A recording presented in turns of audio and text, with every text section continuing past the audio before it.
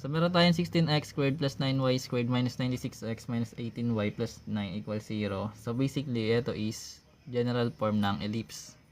So, sabi ko nga dati, para ma-distinguish mo yung general form kung ellipse siya, kapag naka plus yung x squared y squared mo, positive sila parehas, then magkaiba sila ng number, yung coefficient nila, tas naka-squared yun, syempre ellipse yun.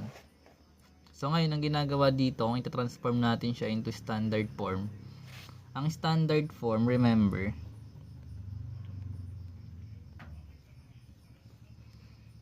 ang standard form ng ellipse is naka-form siya na x squared over a squared plus y squared over b squared equals 1, wherein yung a natin is always greater than b, para malaman mo yung orientation ng graph. Mamaya papaliwanag natin. So balik tayo dito sa given. So kung ito yung given natin,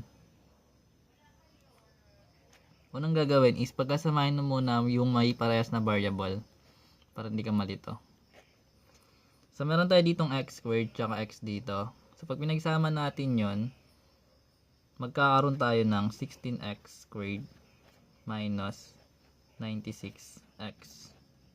Lagyan mo siya ng parenthesis kung gusto mo. Pwede ring wala. Then plus, doon ka naman sa y squared mo tsaka sa y. So ito merong 9y squared. Then ito naman merong negative 18y.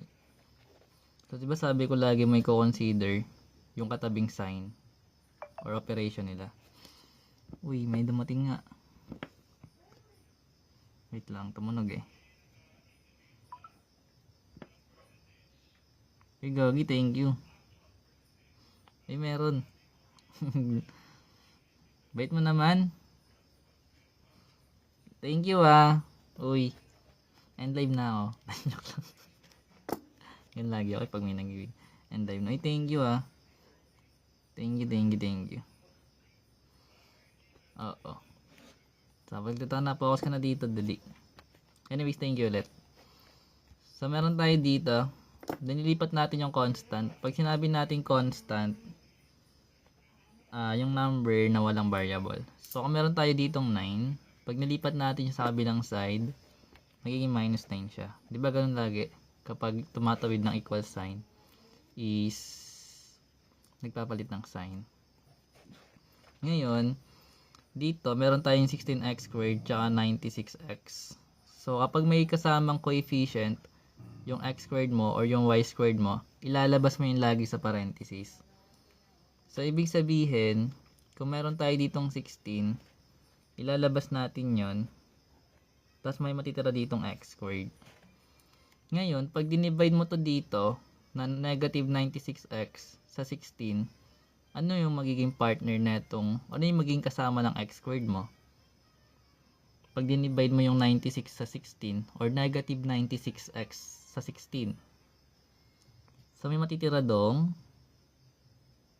ano? Wala. Wala pala eh. So, yung 96 divide 16 is, di ba 6, di ba? So, magkakaroon tayo ng negative 6x. Or pag multiply mo to dito, ito yung lalabas. Multiply mo to dito, ito yung lalabas dapat.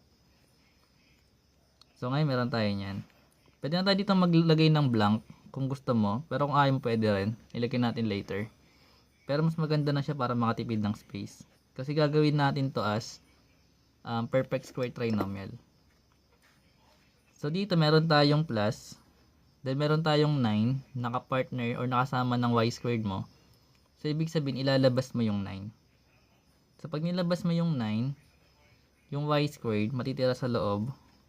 Then, ano yung magiging kapartner ng y squared mo? Ano yung magiging kasama niya dito?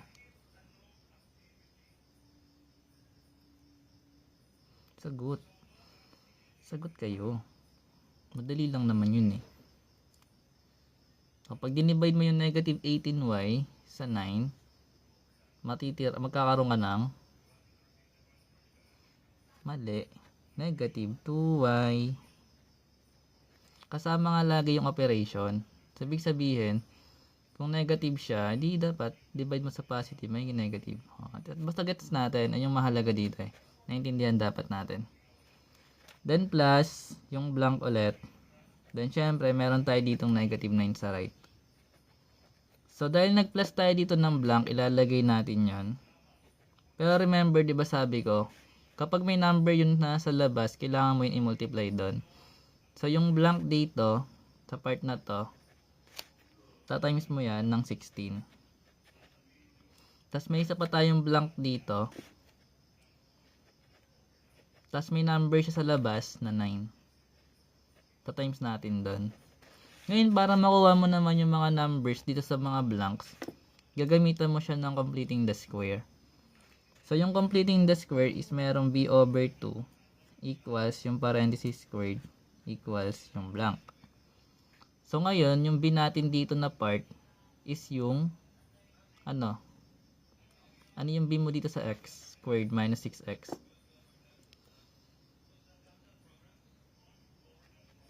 Anong ilalagay natin sa b? Happy watching po. So, ano yung b natin dito? Sagot kayo. Dapat mabilis. Para hindi dragging. Ano yung sumagot? Wala yung sumagot. Hello, Zane. Bye-bye. Sige. So, meron tayo ditong negative 6, no? Kasama laging operation. So, lagay mo dito yung b as negative 6. Bakit ba negative 6? Diba ax squared plus bx plus c yung ano natin, quadratic. So, kung may katabi siyang minus, di negative siya dapat.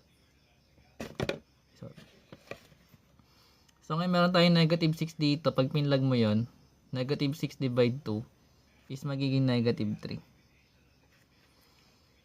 Then, yung negative 3 squared, anong magiging sagot?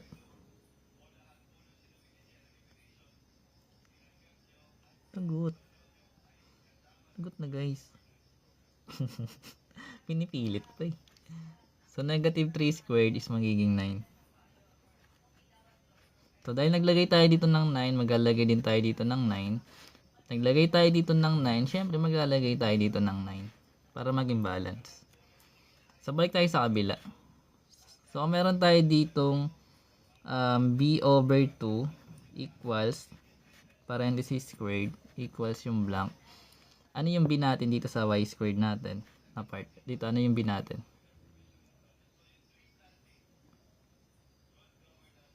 Ano yung b natin dito? That's correct. Negative 2. So, kung meron ka ditong negative 2 na ilalagay sa b, anong magiging sagot dito sa may parenthesis?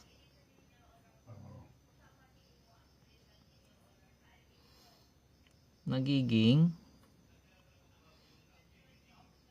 anong ilalagay natin sa parenthesis dito? Kung ilalagay mo yung negative 2 sa b, tapos i-divide mo siya sa 2, anong ilalagay mo sa parenthesis?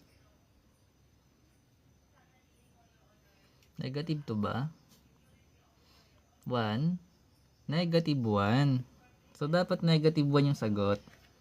Kasi di ba ang negative, divide positive is negative. At yung 2 divided by 2 is magiging 1. So, ngayon, kung meron kang negative 1 squared, ano yung magiging sagot sa blank? O, kasi magkakaroon tayo ng 1. Eh, ang tanong ko kasi ito muna eh. Hindi ko naman sinabi na dito kagad tatalon sa may equals eh, na may blank. O, hindi kayo sumusunod sa instruction. So, hindi ko yun mali guys, no? Sana nagkakaintindihan tayo ha. Mga overthinker kasi kayo kagad eh. Anyways, sana gets na. So, magkakaroon tayo dito ng 1. Tapos dito, advance mag-isip. Joke lang. Pero basta nagkakaintindihan tayo ha. Ang mahalaga dito nagkakaintindihan.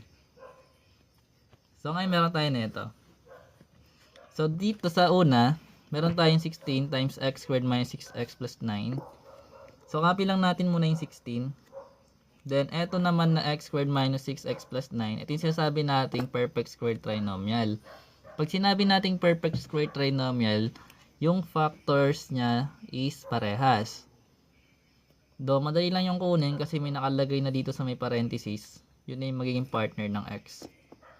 So, ibig sabihin yung 16, ito siya. Then, yung x natin doon, kung ano yung nakalagay sa parenthesis, kakopy mo lang. So, magkakaroon ka ng minus 3. Then, squared mo yan. Ito na siya guys, yung factors niya. So, pag multiply mo to twice, kasi naka-squared, ito yung lalabas.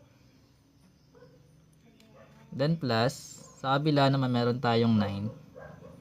So, ano yung magiging partner ng, ano yung nasa loob ng parenthesis natin? Sa case na to, anong ilalagay mo? Ano yung factored form ng y squared minus 2y plus 1?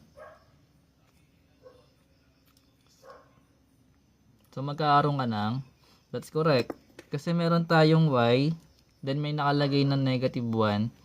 So, minus 1 siya. Squared. Then, sa kabilang part naman, kung meron tayong negative 9 plus 9 times 16 plus 1 times 9, ano yung magiging sagot dito? Kapag sinimplify mo to, anong kakalabasan? Tulog na guys. Gabi na yun. Galas 10 na. So, ano bang sagot dito? Yung negative 9 tsaka plus 1 times 9, di ba magiging 0, 0 na lang yun. So, 0 na to kasi maka-cancel lang. Isang negative tsaka isang positive magiging cancel na yun eh. So, bali 9 times 16 na lang siya. So, kung meron kang 16 times 9, 9 times 6 is 54, and 9 times 1 is 9, plus 5 is 14. So, ito magiging 144. Ito cancel na. Minus 9 tsaka plus 9. So, gets natin yun, no? That's correct. So, ngayon sabi natin, ang standard form is naka-equals sa 1. So, ibig sabihin, kung ito is 144, anong gagawin mo dito para maging 1? Kung meron kang 144 dito, anong gagawin mo? Kasi kailangan yung right side mo is 1 eh. That's correct. So, ngayon para maging 1 to, i-divide natin yan kung ano yung number niyan. Kasi pag dinivide mo yun sa number niya, magiging 1 yung sagot. Bawal minus 143. De, joke lang. Bawal yun na. Divide yan lagi. So, ngayon magiging eto na. So, eto, yung 16 divide 144, ano magiging sagot? Pag dinivide mo tong number na dito, yung 16 tsaka 144, 9. So, dapat yung 9 mapupunta sa denominator. So, magkakaroon ka sa numerator ng x minus 3 squared over 9. Diba? Tapos yung sa kabila, etong 9 tsaka 144, pag dinivide mo, ano magiging sagot? Hey, thank you Sir AJ. So, magkakaroon tayo ng y minus 1 squared. Ano yung denominator mo? Pag dinivide mo to dito. That's correct, 16. So, equals sa 1. So, eto, naka-standard form na siya. So, ibig sabihin, eto na yung standard form mo.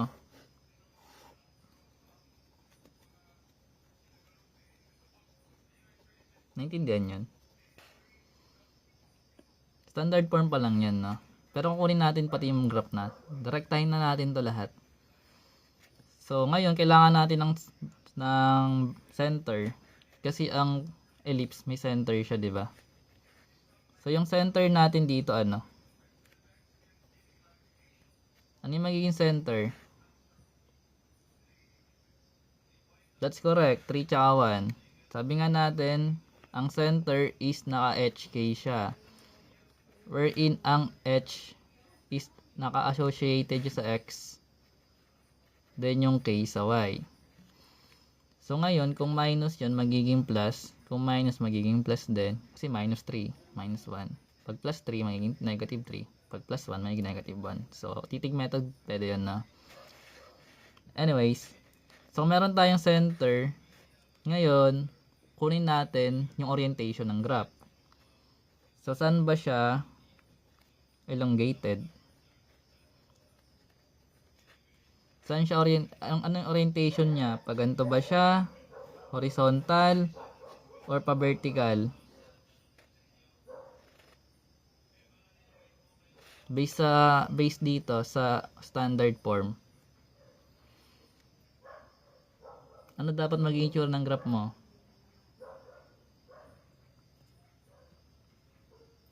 Horizontal.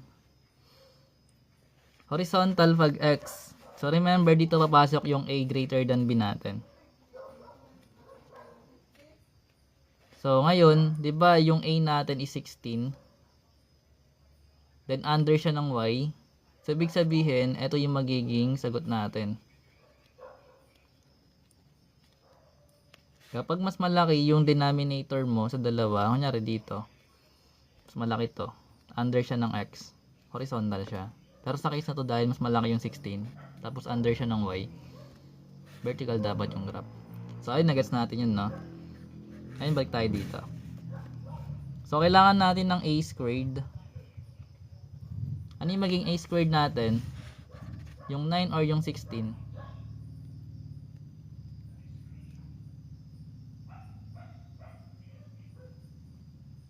Ano yung magiging a squared? Yung 16 kasi nga a greater than b lagi. So ibig sabihin magkakaroon tayo ng 16 dito.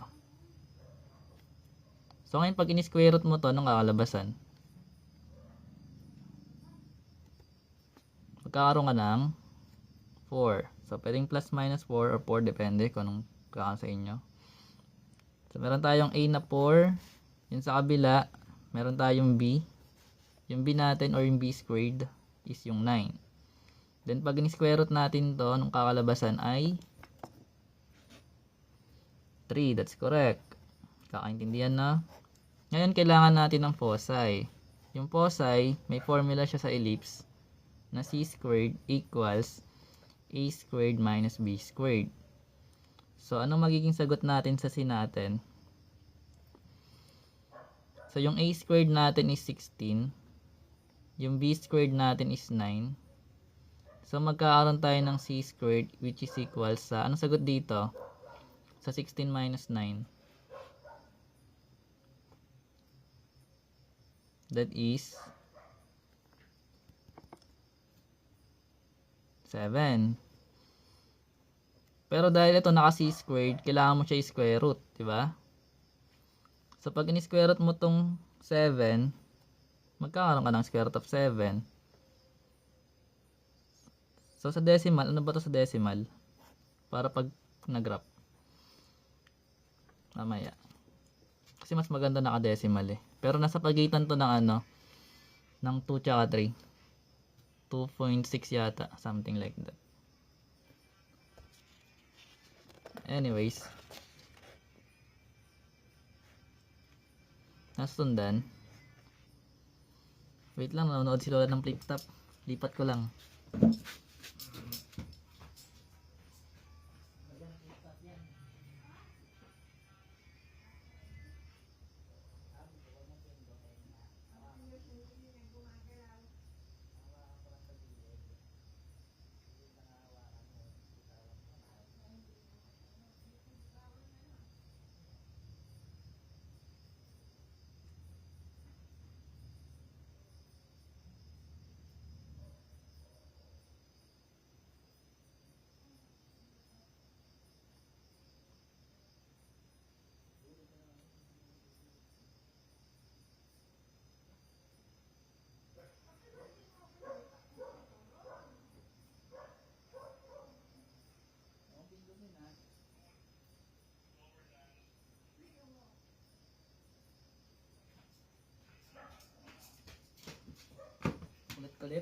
Kulit. Ang kulit.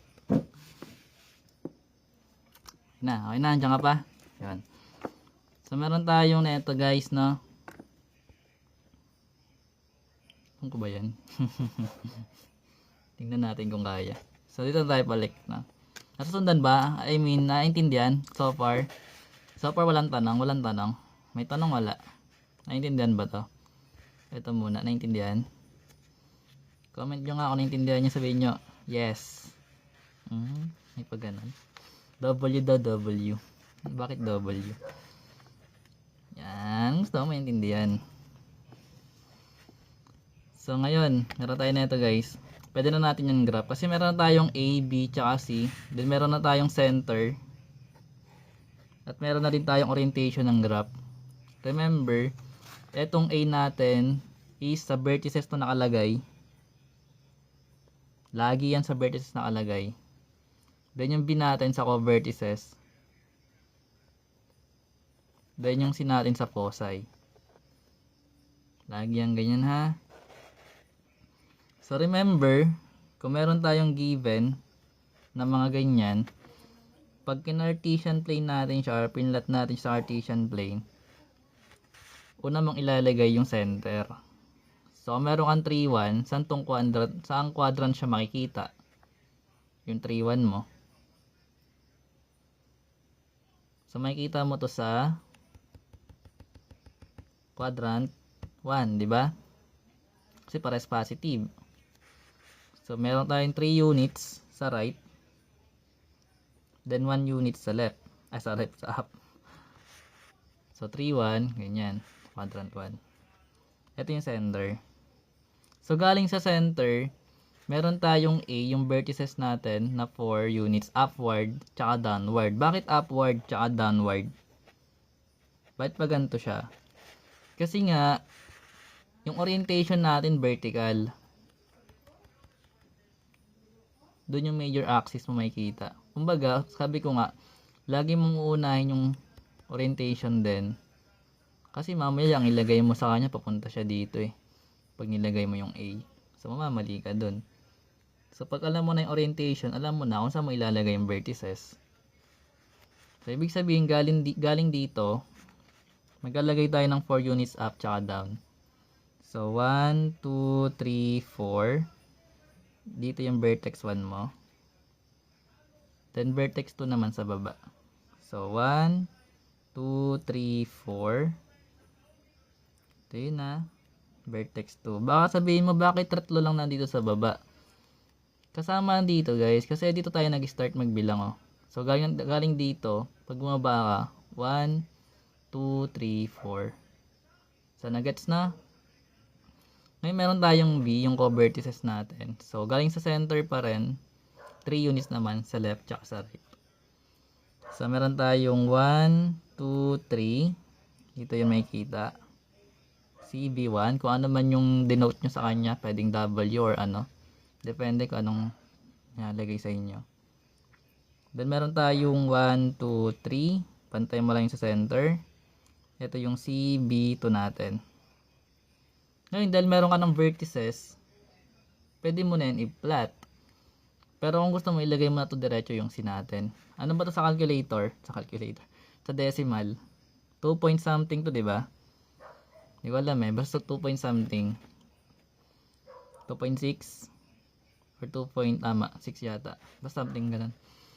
Anyways, meron tayo dito na ilalagay na 2 point something. Bali, yung center, yung foci natin, tsaka yung vertices, align sila parehas. Sabig sabihin, kung nandito yung vertex natin, yung foci dapat nandito nakalagay. Sa gitna. Kung ganito yung graph mo. So, 2.65 daw. Sabig sabihin, mag-aangat tayo ng 2.65 galing sa center, no? So, remember, ito yung 1, 2, then eto na gitna na nito is 2.5. So parting na sa taas no ng konti. So ito yung foci 1 natin. Then ganun din sa kabila. So ito yung 1, 2 dito. Hatiin mo lang yon. Then lagay mo ng konti sa taas nun. Ito makikita yung foci 2 natin. Naintindihan? O yung square root of 7. Basta yung yung bottom line is galing sa center, kung ano yung nakalagay na units dito, yun yung gagalawin mo. Yun yung i-move mo. Yun yung tama move na gagawin mo galing sa center. Anyways, meron na tayo nun. Edi connect na natin.